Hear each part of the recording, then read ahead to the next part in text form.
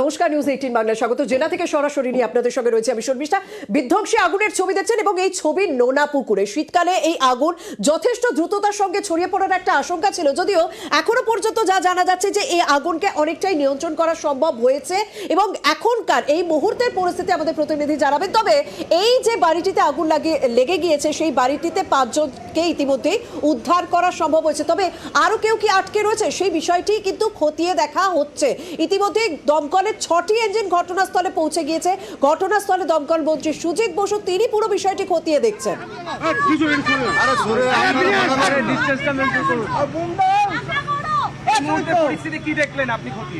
খতিয়ে যেটা দেখলাম, 3 তলায় সবাই একসাথে হয়ে যান, তাও বলছি। বলুন দাদা। যেটা পেলাম আমরা, যে একটা জায়গার মধ্যে আগুনটা আছে, আগুনটার বারবার কোনো চান্স নেই, কিন্তু একটু নিভতে সময় লাগবে, কিন্তু জায়গাটা খুব ঘিঞ্জি জায়গা আছে। সেখানে আমাদের অলরেডি জল পড়েছে আগুনে, আমরা অ্যাক্সেস করছি, করবার চেষ্টা করছি, কিন্তু প্রচুর স্মোক আছে।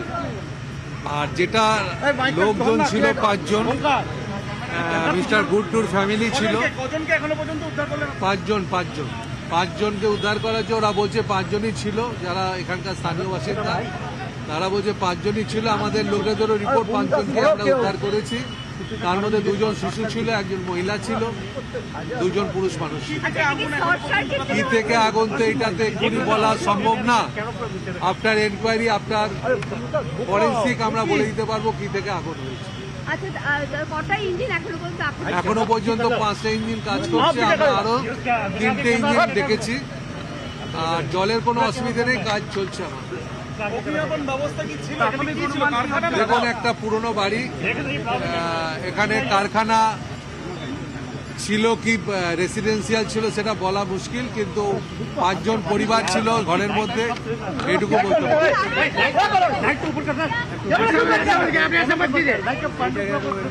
আর কিছু এমনি আমার মনে হয় খুব তাড়াতাড়ি আগুন নিভে যাবে, তার কারণ আমাদের লোকেরা খুব তৎপরতার সাথে কাজ করছে। আর যেটা ভয় ছিল সেইটাকে আমরা উদ্ধার করতে পেরেছি, মানুষকে উদ্ধার করতে পেরেছি।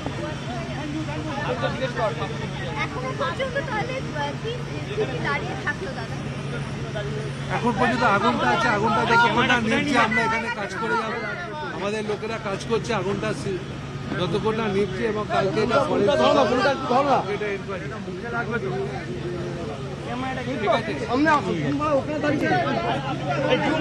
দমকল মন্ত্রী সুজিত বসুর বক্তব্য শুনলাম। তিনি কিছুক্ষণ আগে ঘটনাস্থলে পৌঁছে একেবারে বিষয়টি খতিয়ে দেখে যেরকম জানালেন যে বাড়িটিতে যে অংশটিতে আগুন লেগেছে, এই বহুতলে যে অংশটিতে আগুন লেগেছে সেখানে 5 জন ছিল এবং সেই 5 জনকে 2 শিশু সহ 5 জনকে উদ্ধার করে আনা হয়েছে ইতিমধ্যে। তবে আগুন যাতে ছড়িয়ে না পড়ে সেই বিষয়টি দেখা হচ্ছে। তবে যেখানে আগুন লেগেছে সেই আগুন নিয়ন্ত্রণে আনতে একটু হলেও বেগ পেতে পারে, কারণ ঘিঞ্জি এলাকা, ধোঁয়া প্রচুর রয়েছে এবং তার উপর ওয়েদার, আবহাওয়া, শীতকাল, সেই সমস্ত বিষয় নিয়ে আমাদের প্রতিনিধি মানুষ আমাদের সঙ্গে রয়েছে। না মানুষ, আমরা দমকল মন্ত্রী সুজিত বসুর বক্তব্য শুনলাম যে আগুন যাতে ছড়িয়ে না পড়ে সে বিষয়টি দেখা হচ্ছে। আমি তোমার কাছে পরিষ্কার হতে চাইবো যে এই বাড়ির আশেপাশের পরিবেশটা কিরকম, ঘিঞ্জি এলাকা বলছেন, তাহলে তো আগুন একটা ছড়িয়ে পড়তে পারে। তো সেক্ষেত্রে কি কি ব্যবস্থা নেওয়া হচ্ছে, কোন কোন জায়গাগুলো চ্যালেঞ্জের মুখে পড়তে হচ্ছে দমকল কর্মীদের? একদম সমস্যা, দেখো এই 179 এপিসি রোড, যেটা নোনাপুকুর ট্রাম ডিপোর ঠিক পাশে, এখানে আগুন লেগেছে।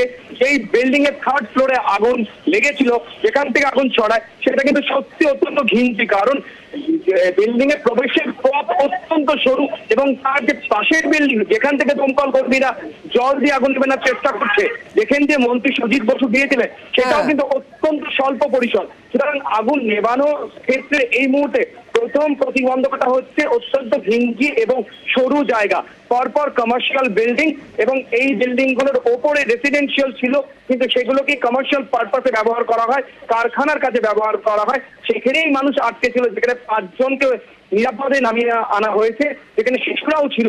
সুতরাং ঘিঞ্জি এলাকার জন্যই কিন্তু এই অসুবিধা বা প্রতিবন্ধকতা যাই বলো না কেন তার সম্মুখীন হতে হচ্ছে। তবে ধীরে ধীরে দমকল কর্মীরা চেষ্টা করছে আগুনটা আয়ত্তে আনার। পাশের বিল্ডিং, পেছনের বিল্ডিং তিন দিক থেকে বলা যেতে পারে জল যাতে ওপরে পৌঁছায় এবং আগুনের যে পকেটটা এই মুহূর্তে জ্বলছে সেটাকে নিভিয়ে ফেলা হয়, সেটার ব্যবস্থা করা হচ্ছে। আর বাকিটা যেটা দমকল মন্ত্রী সুদীপ বসু বললেন সেটাই, যে কিছুক্ষণ পরেই চিত্রটা পরিষ্কার হয়ে যাবে এবং আশা করা হচ্ছে যে খুব দ্রুতই এই আগুন আয়ত্তে আসবে। তবে হ্যাঁ, ঘিঞ্জি এলাকা হওয়াতে, স্বল্প পরিসর জায়গা হওয়াতে কিন্তু আগুন নেভাতে একটু অসুবিধা হচ্ছে, কিন্তু কোনো এই মুহূর্তে যারা ছিল তাদেরকে নিরাপদে আনা হয়েছে এবং তারা এই মুহূর্তে সুস্থ রয়েছেন।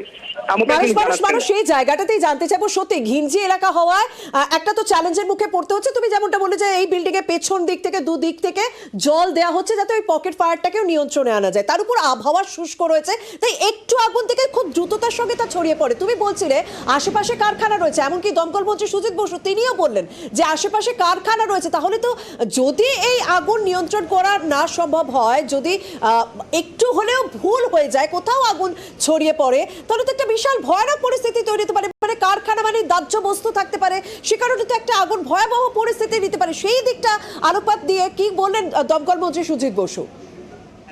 শর্মিষ্ঠা, তুমি 100% সঠিক বলেছো, কারণ এত লাগা এই বাড়িগুলো এবং এই বিল্ডিং গুলো এবং তার ওপরে যেখানে রেসিডেন্সিয়াল মানে যে বিল্ডিং ছিল ওপরের দিকে, সেগুলোকে কিন্তু কমার্শিয়াল করে দেওয়া হয়েছে, সেখানে কারখানা এবং অন্য কাজ করা হয়, কিছুটা বেআইনি ভাবে হয়তো করা হয়, যেখানে জানেন না, কারণ নিচে কমার্শিয়াল পুরো বিল্ডিং, কিন্তু ওপরে রেসিডেন্সিয়াল যে সমস্ত ফ্ল্যাটগুলো ছিল বা ঘরগুলো ছিল সেগুলো সমস্ত সম্ভাব্য দিকগুলো, মানে যাতে কোনো রকম কোনো বিপদ না হতে পারে, যাতে আর আগুন না ছড়াতে পারে, সেই সমস্ত ব্যবস্থা নেওয়া হচ্ছে। তবে হ্যাঁ, এই ধোঁয়াটাও কিন্তু কোথাও একটা সমস্যা তৈরি করছে। আপাতত তোমাকে ধন্যবাদ মানুষ।